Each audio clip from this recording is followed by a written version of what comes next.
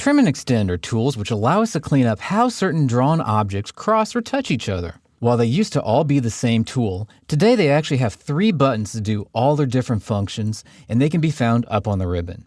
So in order to be able to see those, let's go ahead and take a look at Level 2 Structural Plans.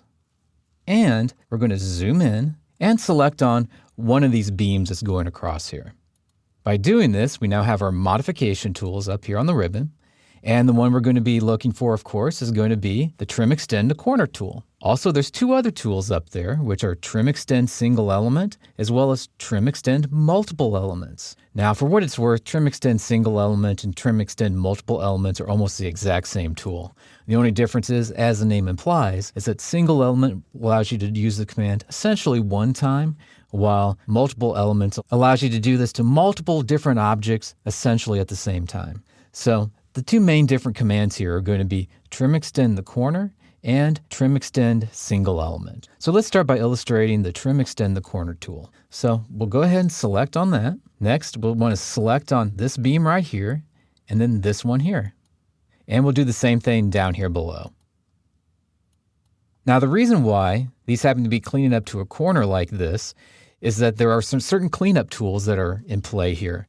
Now, if we wanted one to stop before the other one, we'll learn about those beam join tools in the beam join exercise in Chapter 8.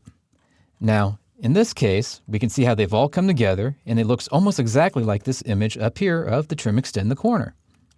Well, if we select on this beam right here, and now hold your mouse button down, you'll also notice that if we move this from side to side, this will continue to flex and adjust based on the fact that it knows that it's supposed to be tied in here at this end, and it knows it's supposed to be tied in here at this end. Another thing that we could do is if we decided to select on this, pull this back so it's now once again on the column grid, we could also select on one of these end pieces, one of these end beams, and we'll get these little dots that show up here on the end. Now technically these dots are called grips, and if you select on a grip, you can pull it out, or if you select on a dot, a grip, it allows you to pull it back. Now if you do this, you can see it's no longer cleaning up the way that it was before. Now technically we can use the Trim Extend the Corner tool if we wished, and it would automatically get that same condition that it had before.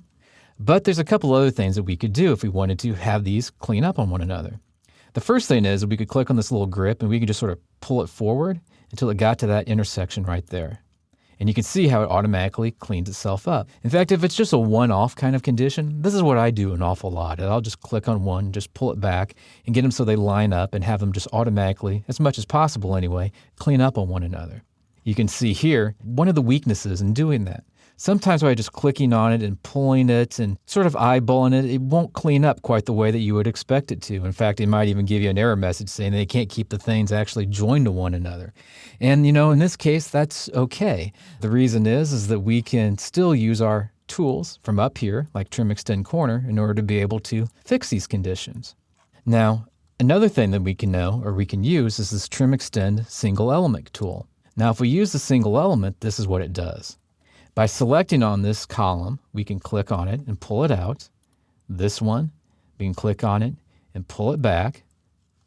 And if we decide to do the single element tool instead of saying where this beam and this beam cross each other, it's pull this one back to wherever the face of this beam is at. So in this case, I'm going to pick this outside edge here and then select on this particular beam. And you can see how it pulled it back to where the face of this beam is at.